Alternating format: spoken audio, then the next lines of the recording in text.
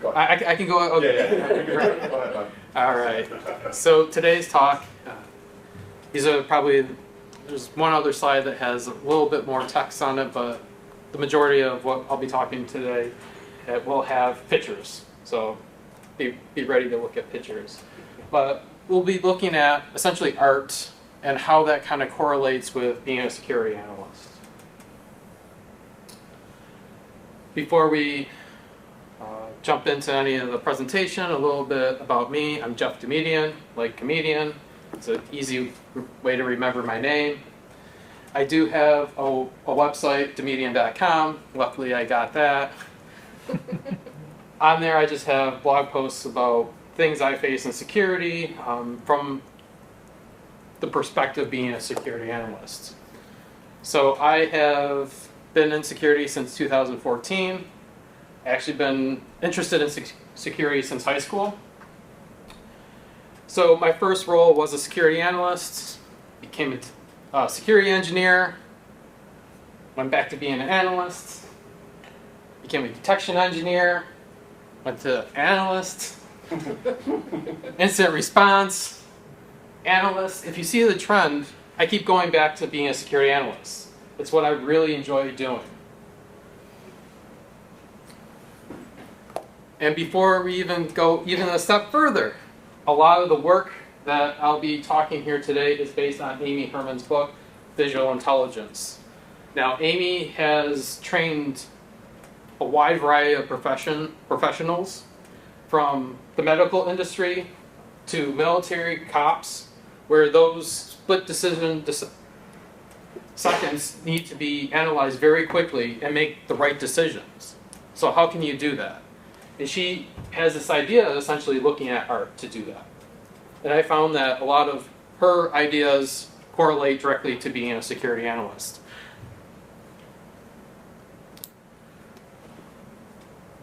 So to set the tone for the rest of the presentation, we'll put on our security analyst hats. The idea is we're going to be looking at a piece of artwork. I want you to analyze that. What that consists of is note-taking. I want you to document. So this could be on a pad of paper, a pen, be on your cell phone, if you've got a laptop in front of you.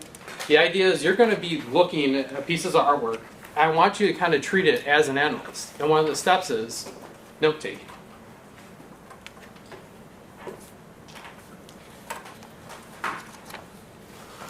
So this next slide that I'm going to show you, we're going to spend 2 minutes.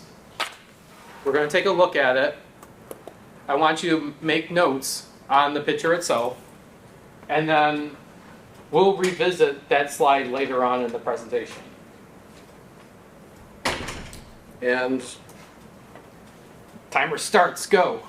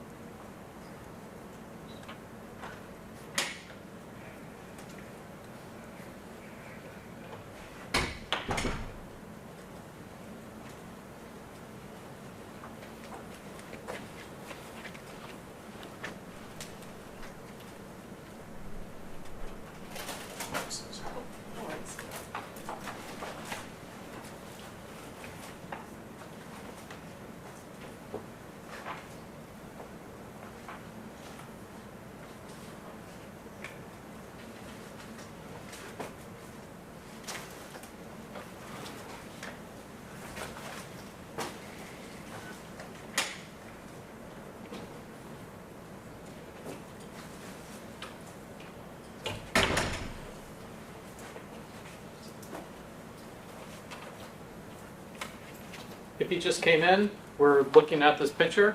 We got about another minute or so. And the idea is you want to look at it and do an analysis. It's kind of like a baseline for us. So this consists of maybe writing down notes of what you see, and we'll revisit that again.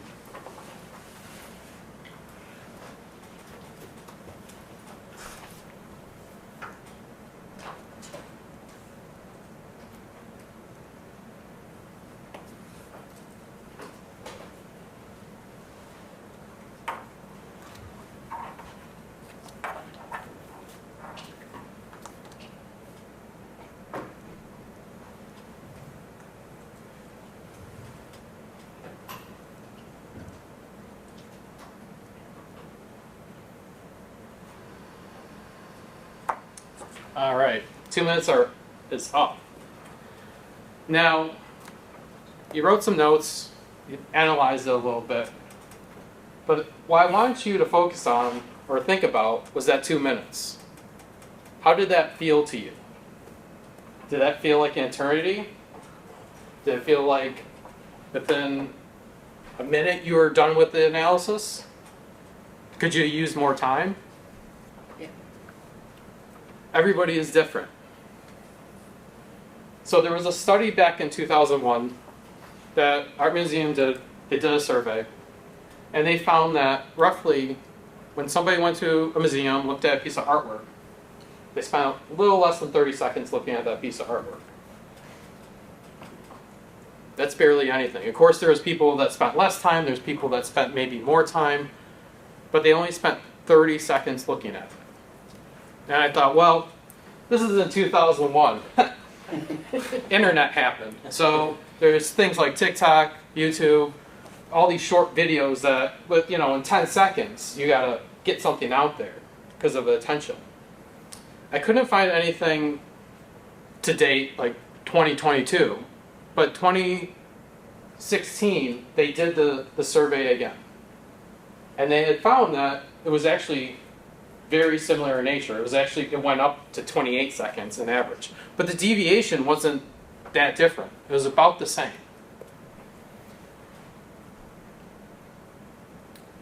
So as we're putting on our security analyst hats, we have a tendency we see an alert in a SIM, EDR, we want to answer that quickly. We want to get to the final conclusion immediately.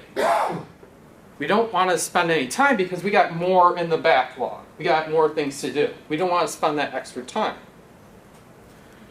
And one of the ideas that I have, especially as an analyst, when you're looking at alert, is to slow things down.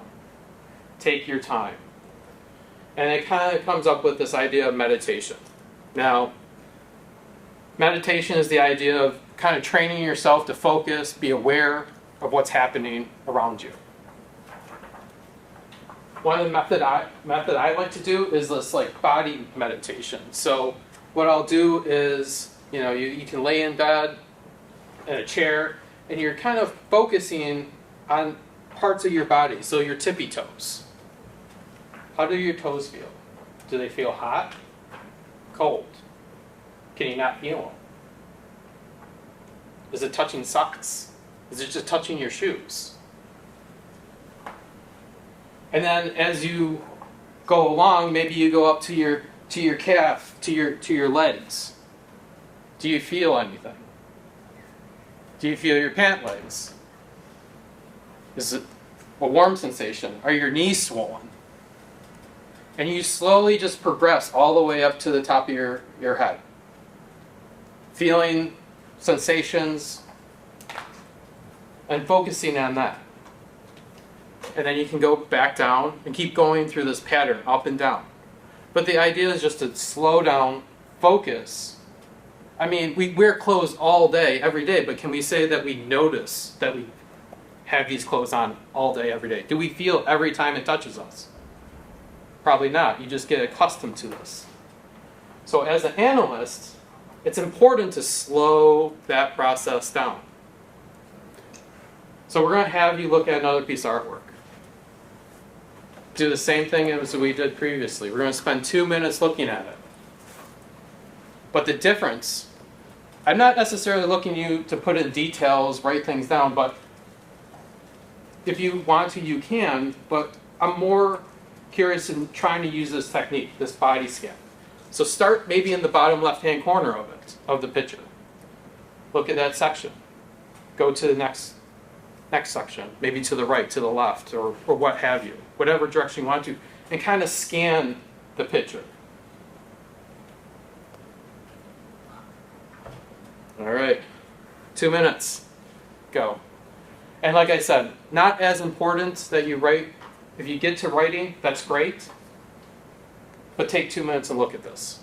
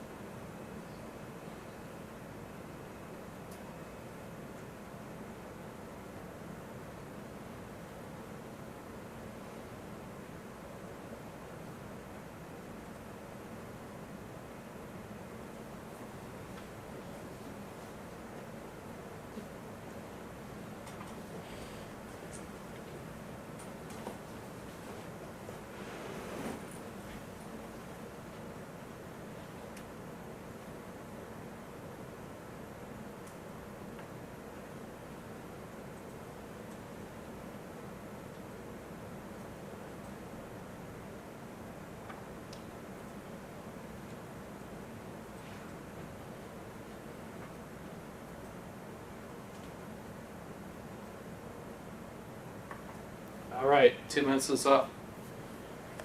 Now, how did that compare to maybe the first time?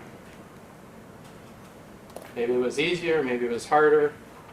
But at least this time you had a methodology when you were looking at the painting, when you were looking at that piece of artwork. And you might have come across something that you might have not otherwise seen. I mean, the idea of picking this, how many people had actually seen this previously? Raise your hand. Did you see it too?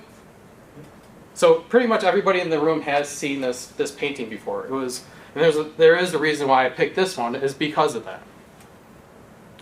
But did you notice anything different? Some people did, maybe you didn't. That's the important thing about being an analyst, is slowing that process down, looking at the entire picture itself. When we're an analyst and we go too fast, we might miss a few details that you might have not noticed. And in this painting, do you notice maybe a detail that's missing?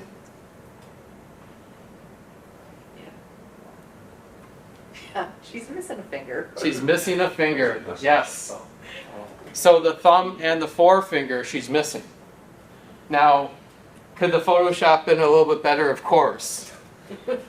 It's not the best I've seen. But the idea is, this is something that we see every day, and we just might take for granted, so we go over it and we might not look at it as much detail. There was a second part from that 2016 study that if somebody had seen a piece of artwork before, they're about 50% less likely to go up to that painting or that sculptor again. They've seen it. Why would you want to look at it again? If they did go up to that piece of artwork again, they spent about 12 seconds less time looking at that piece of artwork. And this is a big problem for a security analyst. You know, this isn't a solution, this idea of meditation slowing down, but when we're faced with a lot of alerts, a lot of information that we've seen previously and we've concluded that is non-malicious or a false positive, we start tuning it out in our heads already. You go, oh, seen Mona Lisa, close. That should be tuned, but we didn't tune it, so we're going to close that. Close it. Well, there's details that you might be missing because of that. So that's the first step, is this slowing the process down. The second thing, for me, is asking these questions. The who, what, where, when, how, why questions. You know, as a kid, some kids might be really good at the why question. And that's a great thing. But as we grow up, we start going into industries. That tends to, I feel like, die off. We almost kind of do what we're told. We don't question everything that is being asked of us. And I think it's a trait that, as an analyst, we need to reinvigorate. I've seen this previously as a security analyst, kind of checking another analyst's work. We got a ticket about sharppound.exe is in the user directory for a user, but don't worry, the EDR blocked it, we're good to go. And they closed the ticket. My question to them was, where did it come from? What is sharppound.exe? What does it do? How does it operate? When did that file get there? How did the file get, I mean, there's so many questions that you have to ask, but the analyst never asked those questions. It simply got blocked and they moved on. So I want you, for the next picture that we're going to look at, it's only going to be a minute, I want you to only ask questions. Now you can write these down. I would recommend probably writing them down so you can refer back to them. Just ask questions, nothing else.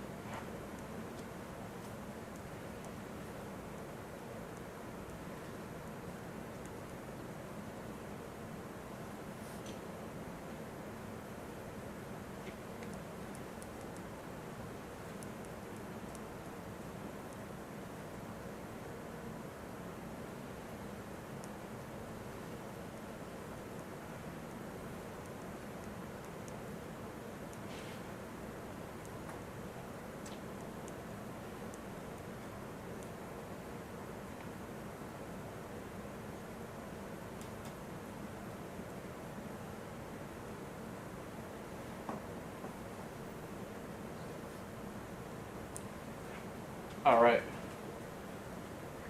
Now, I know this assignment we were asked to ask those questions, but how did that compare to maybe the first picture that we looked at? How many questions did you ask in the first picture? I'm sure there was probably a couple. There was some weird things that happened that you had questions about. How many more questions are there when you're just looking for questions to ask? Quite a bit more. And there are tons of training material out there for somebody trying to get into the security field. But if you notice, often those training systems have questions. They'll have 10 questions that you have to answer. It's already pre-built for you. When I'm a security analyst, I'm looking at alerts in a system, what questions do I have to follow? The ones that I make up. So in this picture, there are tons of questions. I mean, the first thing that sticks out to me is, why is there an elephant in the middle of the road? Where is this? Yeah, are we, South America, North America, China? Like, where are we in this photo? What time of day is it? What's the season? Why is there so many people around, but we look in kind of like in a desolate area? There's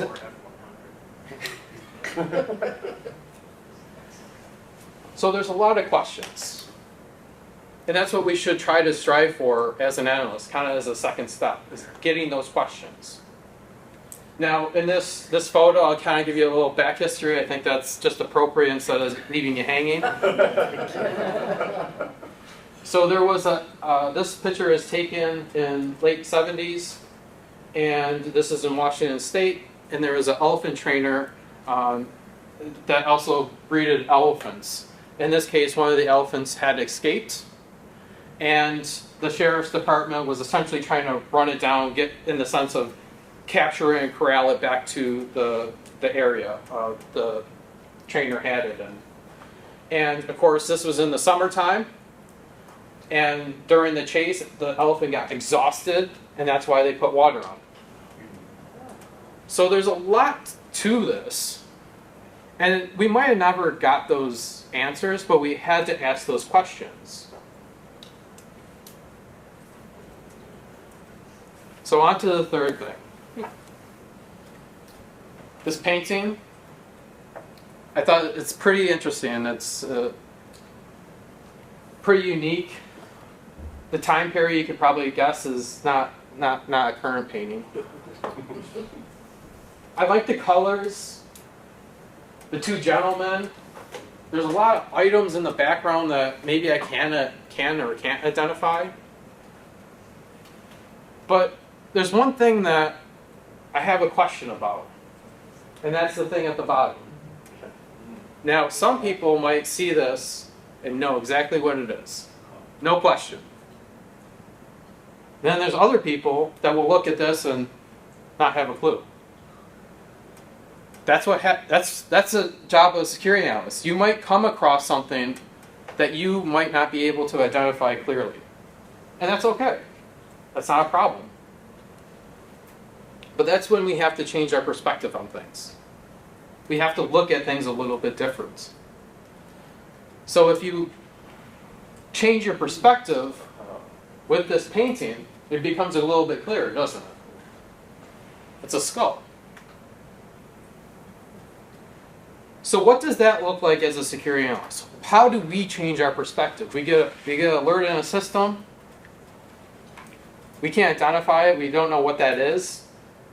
How do we change our perspective?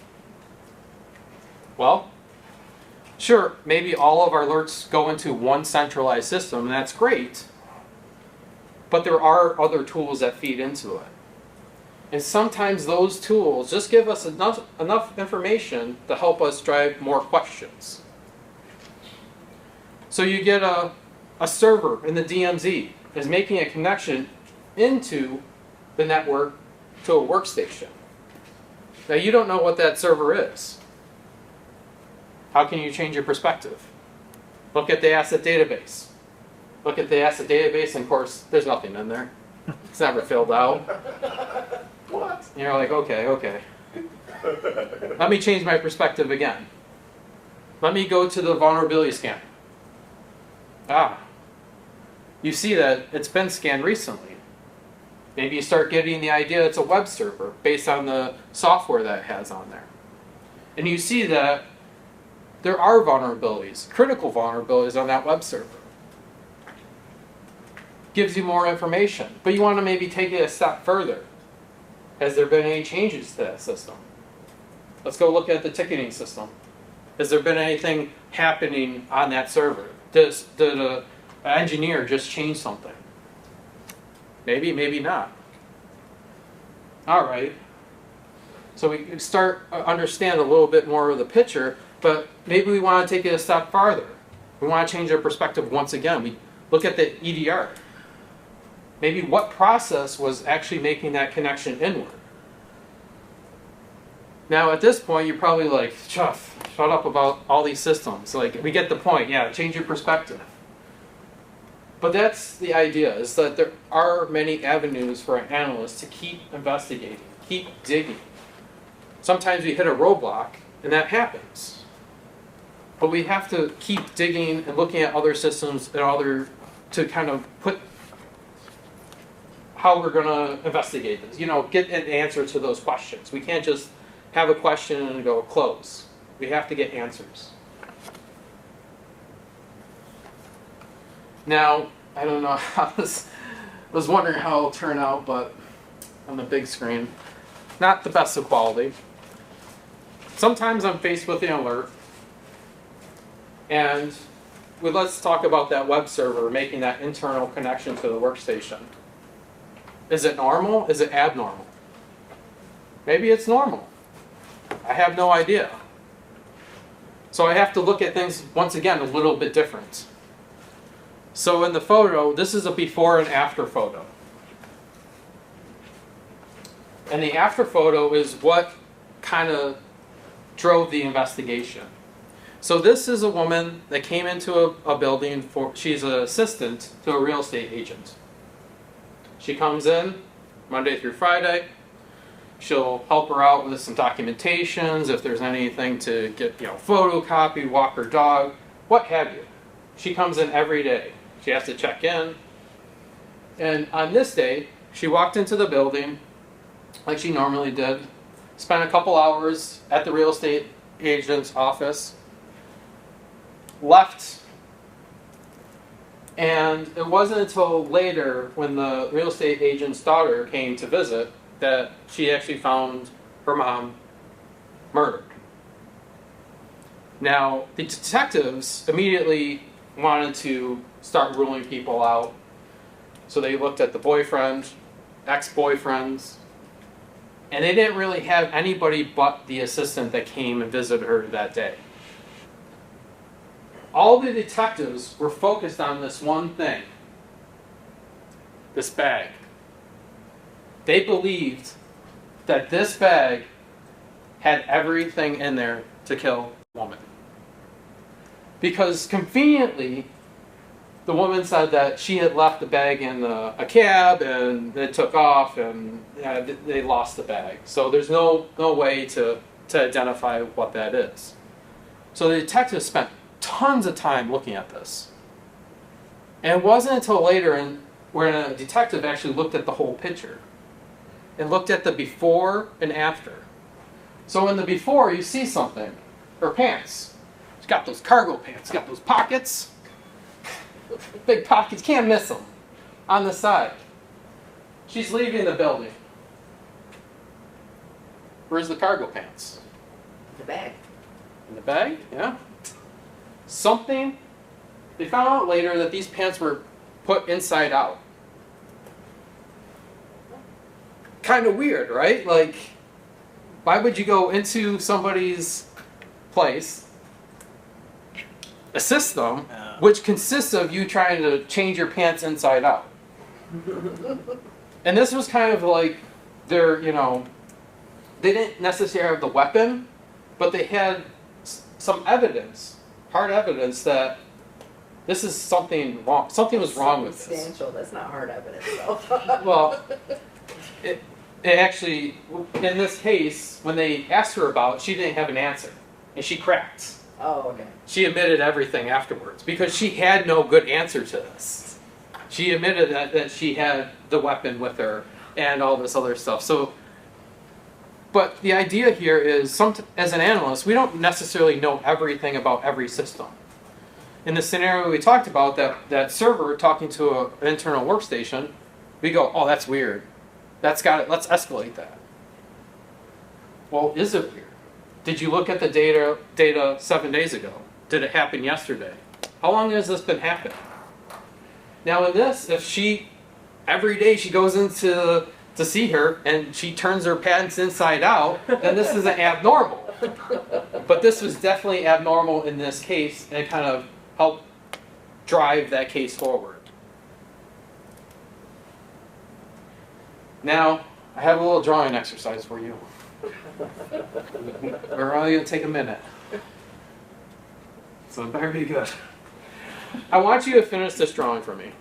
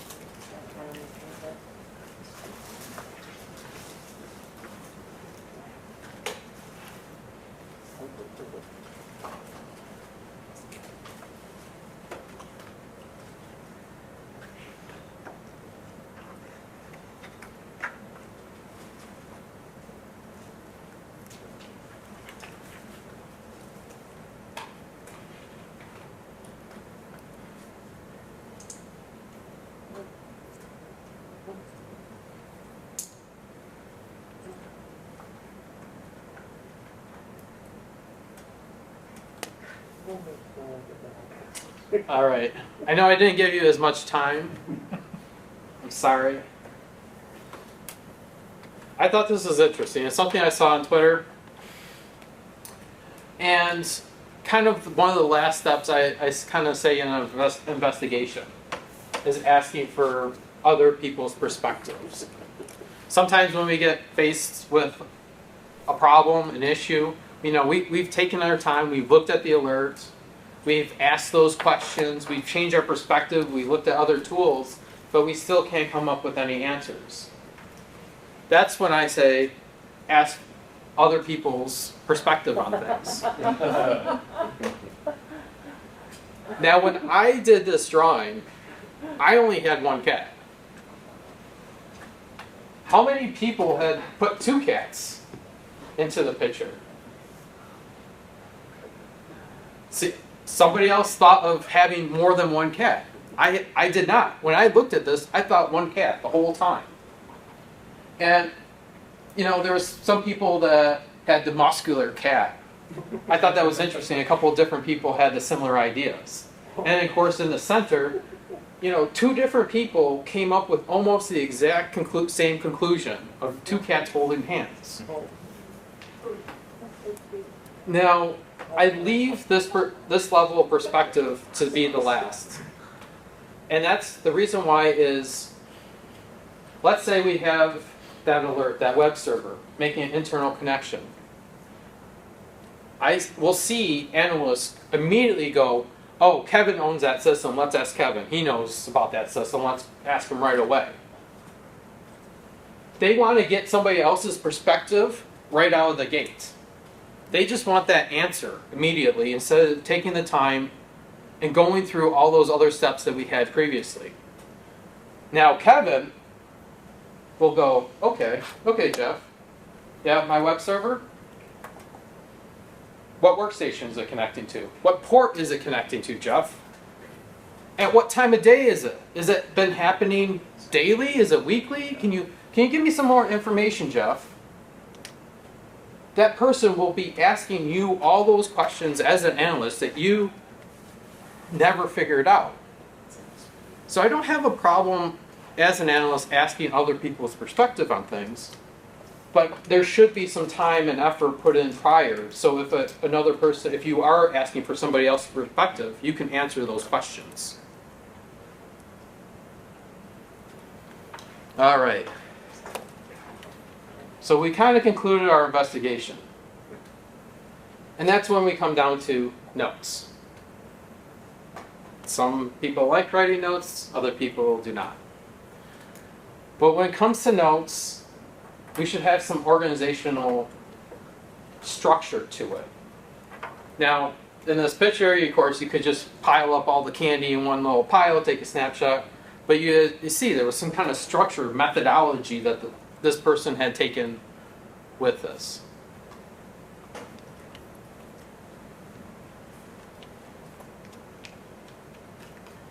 So we're going to take a minute.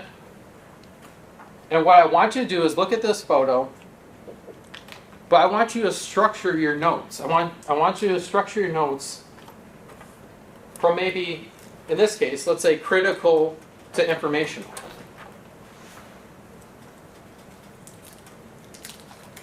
Let's just take a minute.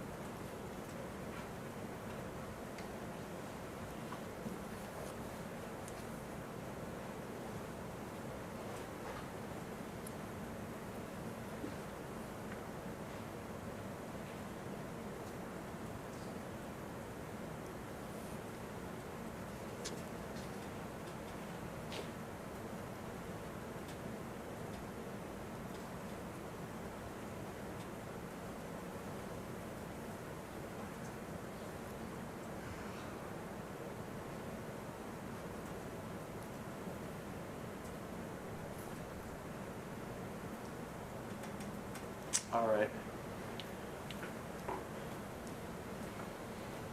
So, what was, maybe, I'm just going to pick some, or somebody wants to raise their hand. What is the first thing that they put down for their notes?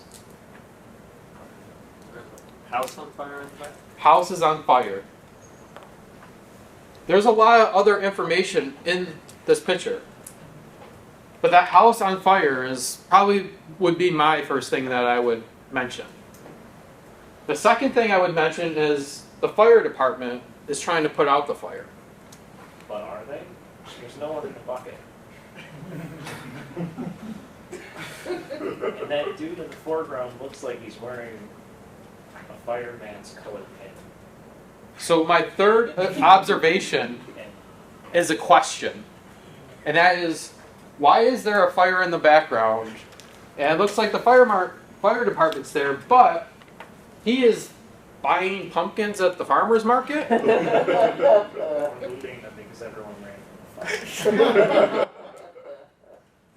Or was it the elephant that smashed all the pumpkins? Could be the elephant, exactly. Could be throwing the pumpkin with a camera. Even though we would like to spend a lot of time as an analyst, maybe spending 20, 30 minutes on every alert, we don't necessarily have that luxury sometimes. So we have to make sure that we structure our information, our notes, in such a way that we start to give a picture, an idea, to somebody else that hasn't looked at this. So at saying that the house is on fire is a great description. Now, could we talk about the smashed pumpkins in the front, in the foreground? Sure. But does that really tell the story of what's happening in this picture? Yeah. So, give you a little information on what was happening in this photo. So this is a training exercise for our fire department. So this house was zoned for demolition, and just instead of just like demolishing it, they sent in a fire, and the fire department it was going through a practice run. That's why the fireman in the front is, he's not part of this or whatever. His part is done. So he's like trying to buy a pumpkin for probably Halloween or something. But the idea is we want to structure our notes in such a way that we have that important information at the top. And, we see this in pen tests. maybe have an executive summary, a high-level information of what happened during the pen test. And then, of course, it comes down to the critical and high vulnerability findings that need to be remediated immediately. We want to write notes as a security analyst in the same kind of fashion. Now, we might want, like, does it matter that that workstation is owned by Joe Smith? No. If it, if something else is major going on, it might be informational, it might lead, might have that question down the road, but you want to put the most important stuff first. So this is kind of like the final exam for you guys. We've talked about kind of 5 things that we can do to be better analysts, but we're going to take 2 minutes, and I want you to start using these skills. I want you to take some time, look at the painting, section by section maybe. I want you to ask those questions. Maybe you can answer them, maybe you can't. Change your perspective. This could include maybe asking somebody next to you what they think. But we're going to take 2 minutes and use the skills that we've learned today.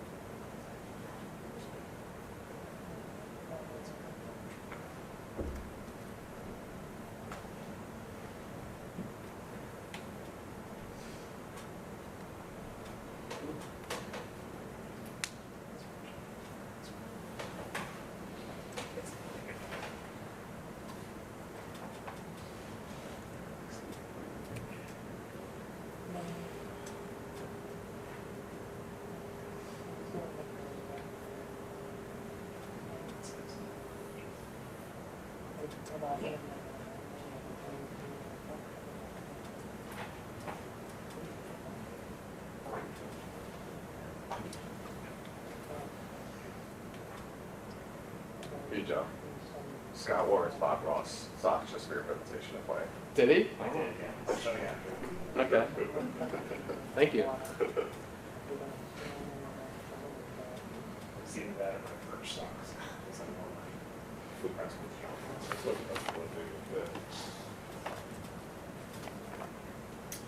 All right. And before we grade the final exam, I want to go on one detour first.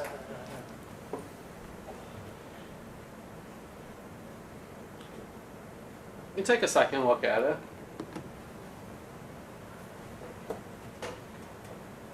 I want to talk about one thing prior to going on to the final exam here. And it's this idea when an analyst, when you write your notes, sometimes I see analysts put their feelings into an alert notes. They'll put their feelings on how they feel at that time. I've seen somebody say, hey, this alert, this is a connection to the DO, and that happened, there was a pen test last week, and the pen testers used the DO, so that's probably what we're seeing here today. And it's like, well, what is the DO? You're kind of using abbreviations that maybe the mass audience, would your CISO know what the DO is? Maybe, maybe not. But you want to write your notes in a fashion that everybody could read them. But the conclusion to that alert was, well, something happened last week, so that probably affected this alert this week. Why? How did you come to that conclusion? What facts give you that conclusion? There was no facts in that. So here's a picture. It's AI generated. It's a little trick. You shouldn't really be able to identify anything in it. Really, be honest, it's just garbage.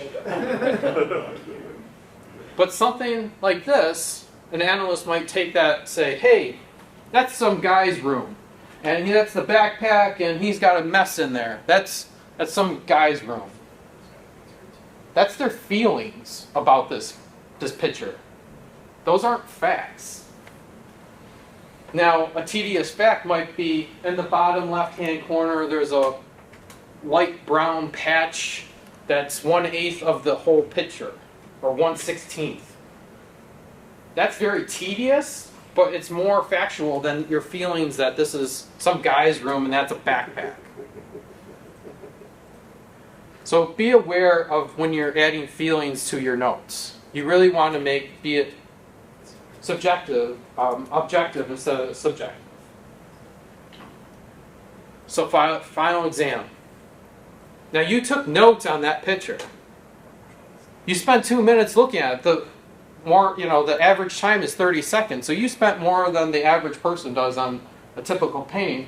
Can you identify the picture that you were looking at for 2 minutes? Don't say anything. I'll give some people some time. If you're able to pick the top right one, it's a good job. But the notes that you what? Why is there a bridge over a pond? Great question. Maybe you can try to do some research. Lilies. Todd asked me and I couldn't remember. Just like what? My Monet is rusty. Yeah. But now think about the notes that you took on that painting. They might have helped you identify which painting this was. But taking those notes, could you give those to somebody that is not in this class today? And would they be able to pick out the painting?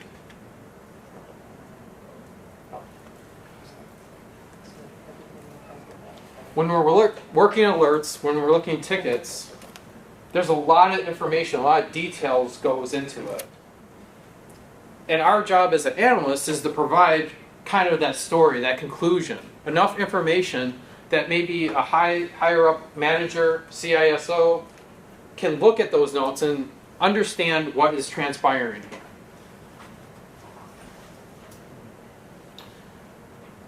Now think of your notes at the very beginning. How many questions did you ask? Did you try to change your perspective on things at all? Did you even think about changing your perspective, asking for help? What did your notes look like? Were they structured in a fashion that a critical piece of information is at top? Was there feelings in your notes?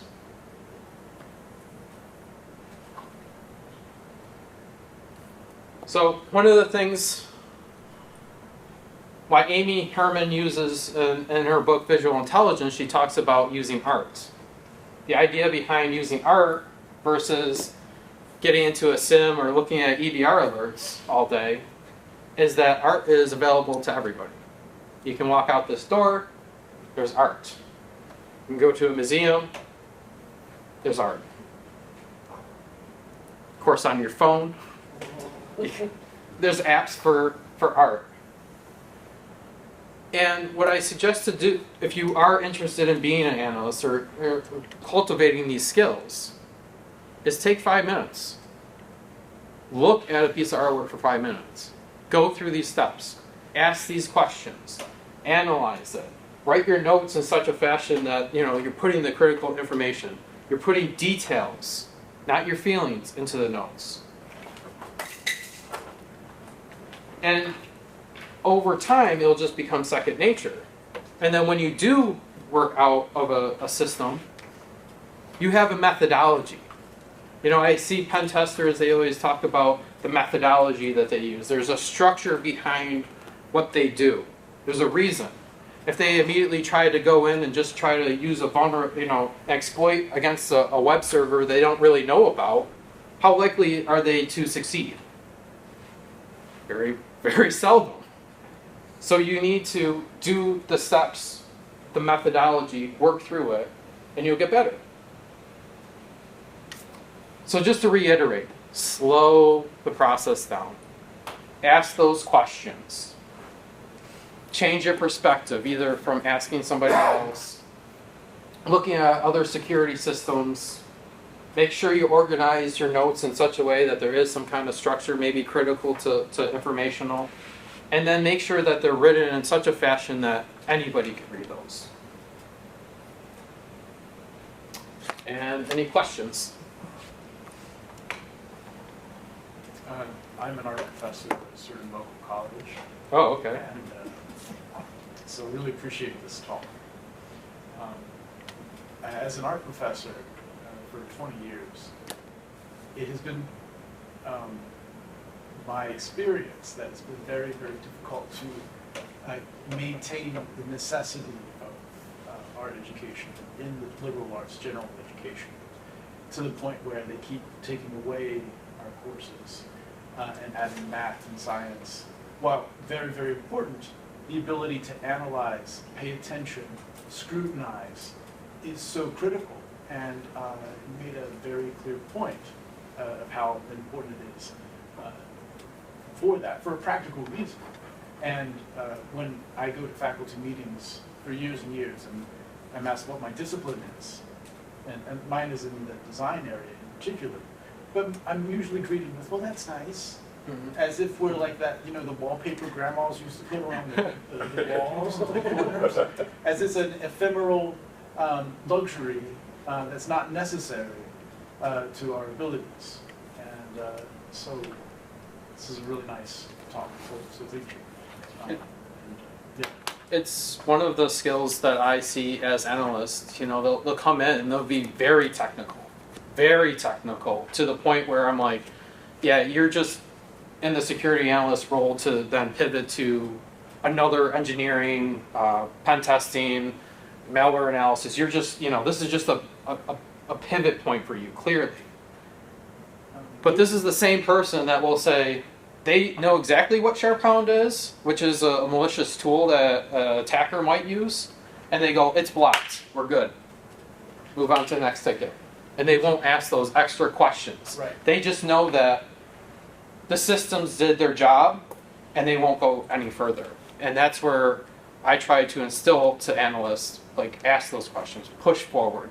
And, you know, artwork seems to be a way that it can relate to everybody. So even if you're new in the field, you can look at art. Like, you don't need to necessarily be a technical person to see that.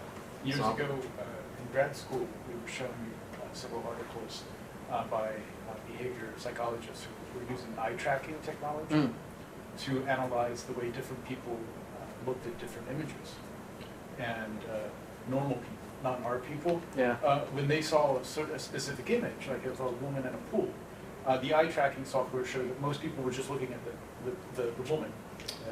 Anything else that was considered superfluous was ignored. And the eye tracker, but artists, or people who had significant art training, they scanned the whole image. Their eyes went back and forth, and looked at the things that other people discarded as or ignored as superfluous. That's why I tell my students, artists tend to be a bit weird because we notice all the other things that other people ignore, and we're trained to do so. But that's our place in society. You know, I wish more analysts would take art classes because there's a lot of skills that, you know, growing up, I wasn't interested in art. I had to take an art class in college. You know, I did it. I moved on. It wasn't until later in a career, it's like, wow. And you start taking those 5 minutes and actually looking at a piece of artwork. You'll be amazed on what, like, we looked at the Mona Lisa. You start to realize how in depth that can really be if you take 5 minutes to look at that. It's unbelievable. And it's the same with security alerts. You can quickly make an analysis, but if you take a time and, well, what, you know, we see one alert from that server.